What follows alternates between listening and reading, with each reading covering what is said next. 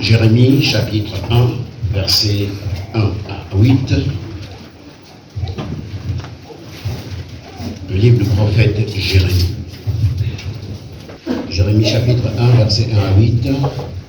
Je lis la parole de Dieu. Parole de Jérémie, fils de Hilkija, l'un des sacrificateurs d'Anathoth, dans le pays de Benjamin. Verset 2. La parole de l'Éternel lui fut adressée au temps de Josias, fils d'Amon, roi de Juda, la 13e année de son règne, et au temps de Joachim, fils de Josias, roi de Juda, jusqu'à la fin de la 11e année de Sédécias, fils de Josias, roi de Juda, jusqu'à l'époque où Jérusalem fut amenée en captivité au 5e mois. Verset 4. La parole de l'Éternel me fut adressée en ces mots. Avant que je t'eusse formé dans le ventre de ta mère, je te connaissais. Et avant que tu fusses sorti de son sein, je t'avais consacré, je t'avais établi prophète des nations. Je répondis, ah Seigneur éternel, voici, je ne sais point parler, car je suis un enfant. Et l'Éternel me dit, ne dis pas, je suis un enfant, car tu iras vers tous ceux auprès de qui je t'enverrai, et tu diras tout ce que je t'ordonnerai. Ne les crains point, car je suis avec toi pour te délivrer, dit l'Éternel. Amen. Oui, Seigneur, c'est ta parole. Je te prie de te révéler à chacun de nous pour que nous puissions la comprendre comme tu désires que nous la comprenions par le Saint-Esprit. Amen. Amen. Veuillez vous asseoir. Le titre de ce message, je dirais le thème, c'est Dieu est le garant de ta destinée prophétique. Amen. Dieu est le garant de ton destin. C'est Dieu qui garantit. Tu ne peux pas toi-même garantir ton destin. C'est Dieu qui le garantit. Il est le garant de notre destinée prophétique. Lorsque je parle de destinée prophétique, ça ne veut pas dire que tu seras prophète. Ce n'est pas ce que ça veut dire. Lorsque je parle de destinée prophétique, cela doit être entendu dans le sens où Dieu a prévu des choses d'avance te concernant et qui s'accompliront au temps convenable. Amen. Parce que Dieu veille à l'accomplissement de ce qu'il déclare. Et le verset que nous venons de lire atteste que Dieu connaît toutes choses d'avance. Si vous avez saisi, si vous avez lu attentivement, guidé par le Saint-Esprit, la Bible atteste de façon claire. Si nous en doutions encore dès aujourd'hui, tu ne douteras plus. Dieu connaît toutes choses d'avance. Il n'y a pas de surprise pour Dieu. Si jusque-là tu avais des doutes, je prie que 2023 soit l'année où les écailles vont tomber de tes yeux pour que tu puisses comprendre ce que Dieu veut que tu comprennes. L'année 2023 commence aujourd'hui. Et j'ai vu une chose. À cette année est attaché un chiffre qui revient tous les 10 ans. C'est le chiffre 3. Amen. Et ce chiffre a une forte symbolique biblique. Amen. Une très forte symbolique dans la Bible. Je ne pourrais pas vous dire de façon exhaustive toute la symbolique du chiffre 3 dans la Bible, mais je vais vous donner quelques exemples.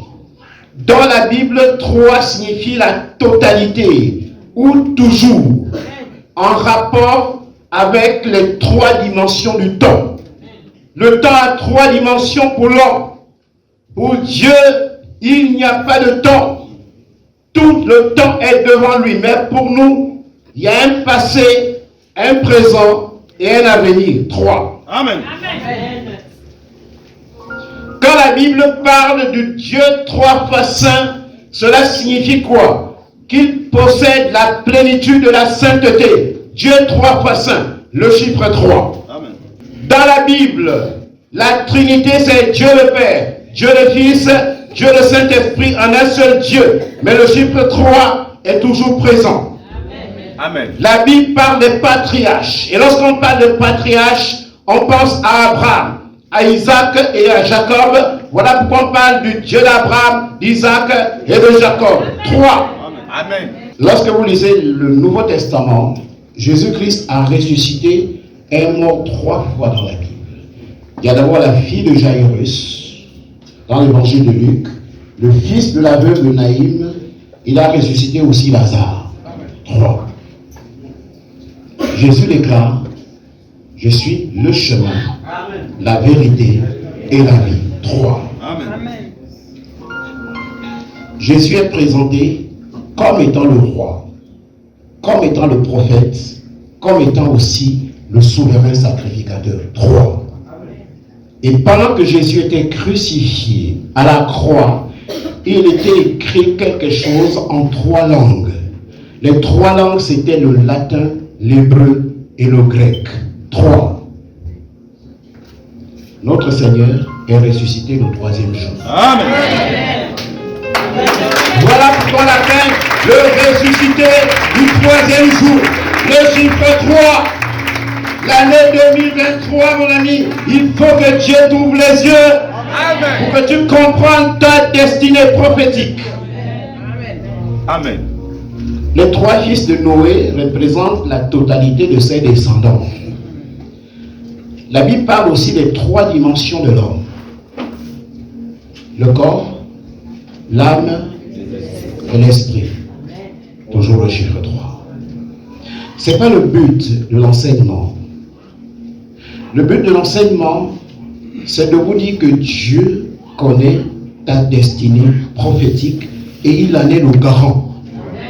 Et lorsqu'on lit le verset 2, la parole de l'Éternel lui fut adressée au temps de Josias, fils d'Amon, roi de Juda, la 13e année de son règne. Il y a le chiffre 3 aussi qui apparaît.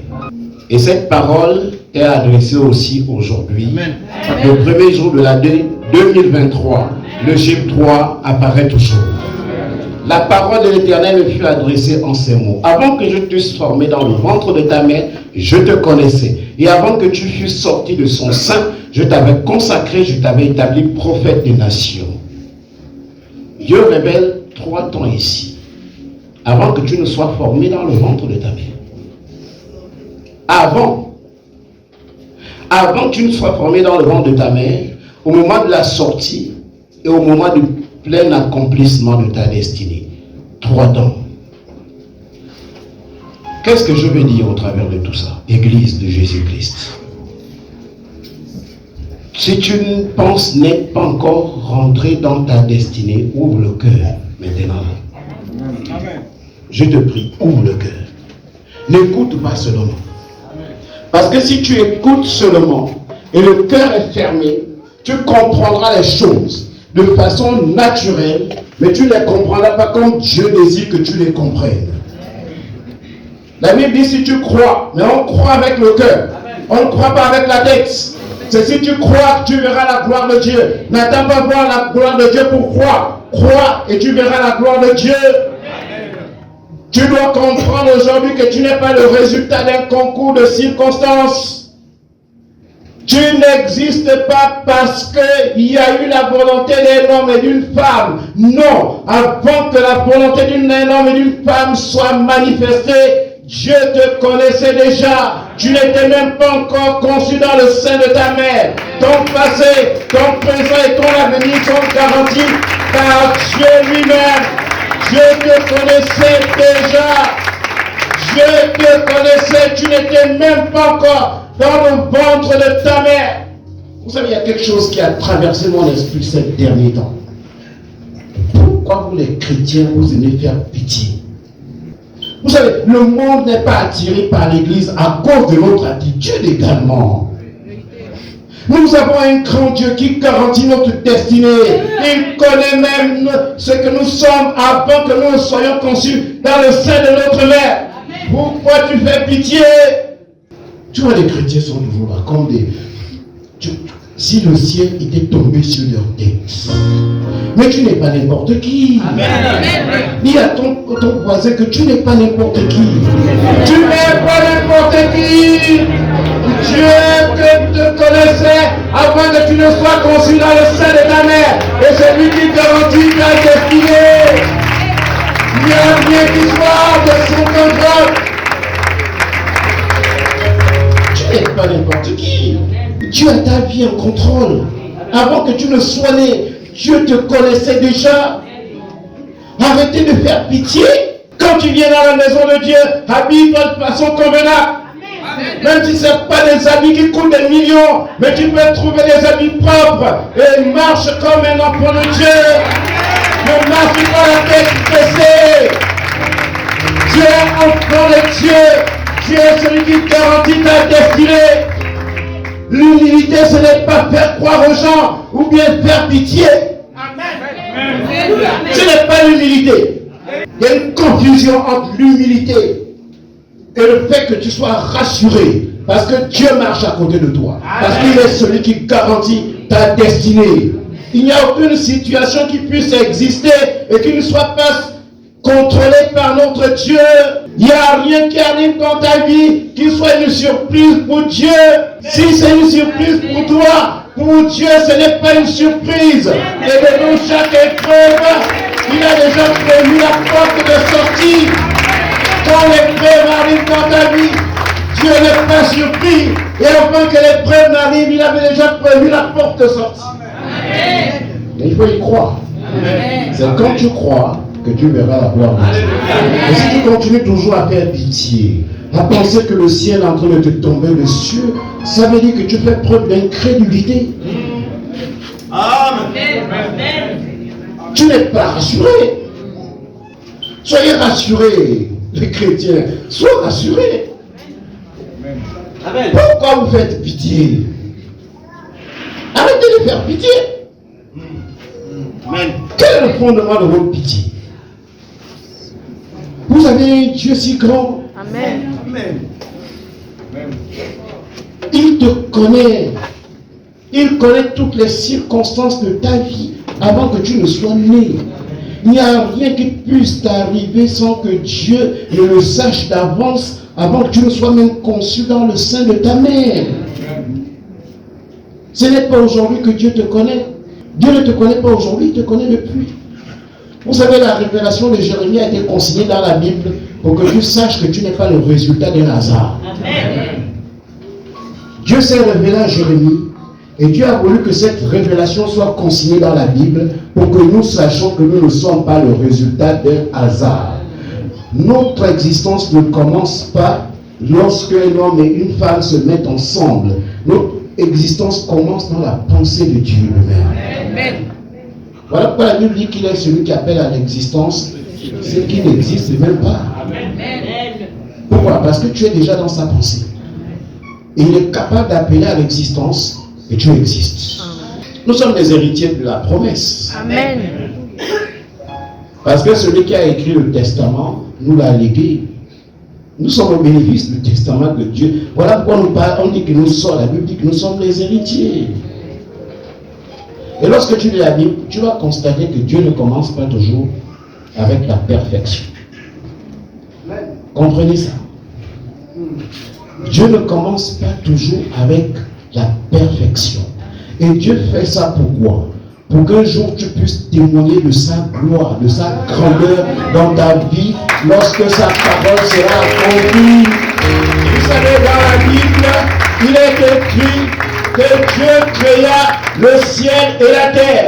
Mais la Bible dit que la terre était informe et vide. Ce n'était pas encore parfait. Amen. Il ne commence pas toujours avec la perfection. Peut-être que tu te sens vide. Ou bien peut-être que tu penses que tu n'as pas de forme. Mais sache que Dieu veut montrer sa grandeur en te donnant une forme et en comblant le vide qui est en toi. Ne fais pas pitié. Dieu veut combler le vide qui est en toi. Vous savez, chaque homme ressent un certain vide.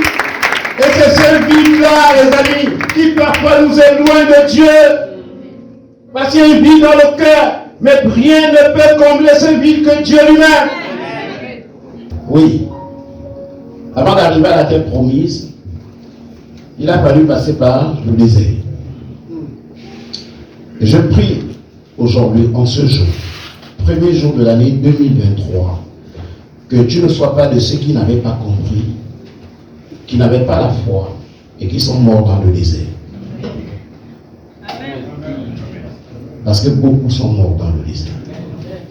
Pas faute pour Dieu d'avoir voulu les sortir d'Égypte, mais parce qu'ils n'avaient pas la foi qu'ils sont morts dans le désert.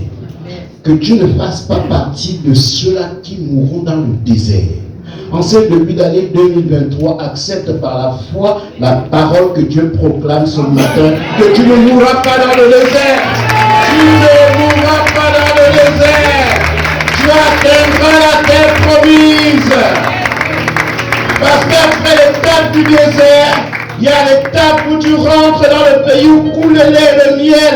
Dieu l'a également prévu pour toi. Tu as besoin de croire et tu arriveras parce que Dieu te donne la provision pour arriver dans ce pays où coule le lait et le miel. Tout dépend de toi. Amen. Dieu a déjà prévu. Écoutez ce que Jérémie dit, verset 6. Je répondis, ah Seigneur éternel, voici je ne sais point parler, car je suis un enfant. Et l'Éternel me dit, ne dites pas je suis un enfant, car tu iras vers tous ceux auprès de qui je t'enverrai, et tu diras tout ce que je t'ordonnerai. Et cela a été écrit pour nous enseigner, parce que les enfants de Dieu souffrent d'une maladie, les amis, une maladie qui consiste à se sous-estimer. Les chrétiens se sous-estiment. Voilà pourquoi le monde ne nous considère pas. Jérémie a dit, je suis un enfant. Ne dis pas que tu es un enfant. Amen. Et ne dis pas que tu es un orphelin. Ne dis pas que je n'ai pas de parents. Ne dis pas que je n'ai personne. Ne dis pas que je n'ai personne pour parler. Ne dis pas que je n'ai pas quelqu'un de haut placé.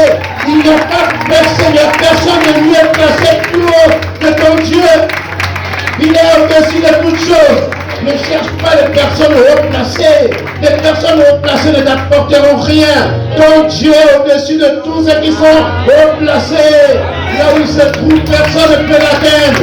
Ne dis pas que tu es un enfant. Ne dis pas que tu es un orphelin. Ne dis pas que tu es seul. Ne dis pas que je n'ai personne. Vous savez, il y a beaucoup de gens qui sont leurs propres ennemis à cause des paroles négatives qu'ils confessent. Les chrétiens se sous-estiment beaucoup. Ne te sous-estime pas en 2023. Amen. Nous avons vu la symbolique du chiffre 3. Arrête de te sous-estimer. Ne dis pas, Dieu dit à Jérémie, ne dis pas que tu es un enfant parce que je suis avec toi. Amen. C'est ce qui fait que même quand les sœurs veulent se marier, ils vont chercher les païens. Parce que dans l'église, les frères se sous-estiment. Oui.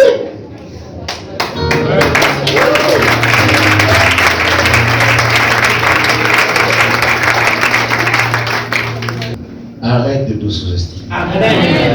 Tu es enfant de Dieu. Dieu a dit à Jérémie, ne dis pas que tu es un enfant. Ne dis pas ça. Ne prononce pas des paroles négatives. Ne prononce pas des paroles qui te paralysent, qui paralysent ta destinée. Prononce des paroles positives sur ta vie. Et cela s'accomplira. Parce que l'atmosphère, écoute, c'est que tu déclares de ta bouche. Tu veux que quelqu'un d'autre te bénisse, alors que toi-même tu te maudis par tes paroles. Tu cherches la bénédiction du pasteur, alors que toi-même tu prononces des paroles négatives sur ta propre vie. Prononce des paroles positives, des paroles de réussite, que je réussirai, que Dieu sera toujours à mes côtés, et personne ne peut rien contre moi, tant que mon Dieu marche à côté de moi. Celui qui garantit ta destinée prophétique. C'est quoi? Vous n'êtes pas sûr de celui qui marche à côté de vous. Vous savez, aussi longtemps qu'on sera sur terre, il y aura toujours des problèmes. Amen. Mais ne te laisse pas dominer par les problèmes. S'il te plaît, par les compassions de Christ, ne te laisse pas paralyser par les problèmes. Il n'y a aucun problème qui peut survenir dans ta vie que Dieu ne connaissait pas d'avance. Et sachant que à telle période, à telle époque, tu passeras une période difficile, Dieu avait déjà prévu une porte de sortie. Amen. Tu as besoin de croire pour que cela s'accomplisse. Mais si tu doutes, le diable va te paralyser. Vous savez, le doute, c'est le plus grand ennemi des chrétiens. Le doute. Quand tu doutes, tu ne verras pas la gloire de Dieu. Amen. Le doute, c'est l'arme fatale du diable. Et il nous insuffle des choses, et c'est au travers de ce que le diable nous met dans les oreilles, qu'on se sous-estime, qu'on se dévalorise, que les gens marchent la tête courbée, comme s'ils n'étaient pas des enfants de Dieu. Et on confesse des choses auxquelles on ne croit pas. La vie chrétienne, c'est pas là où nous sommes là. C'est quand tu seras confronté à des problèmes au quotidien. C'est là où Dieu veut tester la foi que tu as dans ton cœur. Ne dis pas que tu es un enfant. Dieu a dit à Jérémie, ne dis pas que tu es un enfant. Ne sois pas l'ennemi de ta propre destinée en 2023 en confessant des paroles négatives sur ta propre vie. Apprends à confesser des choses positives te concernant. Tu verras, ça va s'accomplir. Vous savez, tout a été créé par la parole. Les gens qui profèrent des malédictions, généralement, usent de leur bouche pour proférer des paroles de malédiction. Nous avons récemment parlé de ces gens qui font des histoires de beurre. Et on a dénoncé le fait que ces gens, lorsqu'ils vont dans la brousse, pourtant avec des plantes qui ont des vertus thérapeutiques, mais ils prennent des paroles de leur bouche et ils invoquent les esprits. Tu n'as pas besoin d'invoquer les esprits, tu as besoin d'invoquer ton Dieu. Amen. Il a dit, invoque-moi au jour de la détresse, je te répondrai. Amen. C'est pas un Dieu qui ment. Ce qu'il déclare, il a la capacité de l'accomplir. C'est ce qu'il a dit à Jérémie. Il a dit, Dieu a rassuré Jérémie au verset où il dit, ne les crains point, car je suis avec toi pour te délivrer. Je suis avec toi pour te délivrer. Ne crains pas. Dieu sait que tu crains. Dieu sait qu'il y a la crainte dans le cœur de l'homme. La crainte, un autre ennemi de la foi chrétienne. Tu crains quoi? Ne crains rien. Amen. Et ne crains personne. Amen. Les chrétiens font pitié souvent. Ils font pitié. Quand tu vas à l'église, mets ton costume, mets ta cravate. Même si ce costume-là a coûté 5 000, où est le problème? Il n'y a aucun problème. Le jour arrivera où tu mettras un costume qui coûte 1 million. Amen. Si ton Dieu te garantit cela, cela arrivera. Amen. Mais ne sois pas paralysé par des pensées négatives. Ne dis pas que je suis venu dans la vie pour accompagner les autres. Si tu déclares que tu es venu pour accompagner les autres, tu seras un accompagnateur. Amen. Tu vas commencer à suivre les gens. Et ces gens vont devenir ton Dieu. Parce que la main qui donne est toujours au-dessus de celle qui reçoit. Qui de vous, par ses inquiétudes, peut ajouter une coudée à la durée de sa vie? Mais ton inquiétude ne va pas te sortir de la situation dans laquelle tu te trouves. C'est parce que tu crains. Dieu a dit à Jérémie, ne crains pas, car je suis avec toi pour te délivrer. Vous savez, nous n'avons pas d'autre ressource que notre Dieu. Et notre Dieu nous suffit. Voilà pourquoi lorsque tu es pleinement dans le Seigneur, tu n'as pas besoin de prendre des béquilles dans le monde pour t'en sortir. C'est quand tu mélanges les choses de Dieu avec les choses du monde que les choses se passent mal. Si tu es là ce matin et tu mélanges les choses de Dieu avec les choses du monde pour réussir, la parole là ne s'adresse pas à toi. Elle s'adresse à ceux qui ont mis leur confiance uniquement en Dieu, à ceux qui espèrent en Dieu et en Dieu seul. Et Dieu est capable. Si les choses ne marchent pas, c'est parce que tu mélanges. Tu as un pied dans l'église, un pied dans le monde, un pied dans la parole de Dieu, un pied dans les prophéties des gangas. Dieu n'agit pas comme ça. Amen. Ne mélange pas les choses sacrées et les choses profanes. Ça ne marche pas. Je m'arrête là. Amen. Que Dieu bénisse. Gloire à toi, Seigneur. Gloire à celui qui vit à jamais. Seigneur, merci pour cette année 2023. Je te prie de visiter, Seigneur, chacun de tes serviteurs. Visiter chacune de tes servantes. Ici présent, mon Père et mon Dieu. Tu ne mens pas ce que ta bouche déclare. Ta main droite a la capacité de l'accomplir. Seigneur, nous comptons sur toi.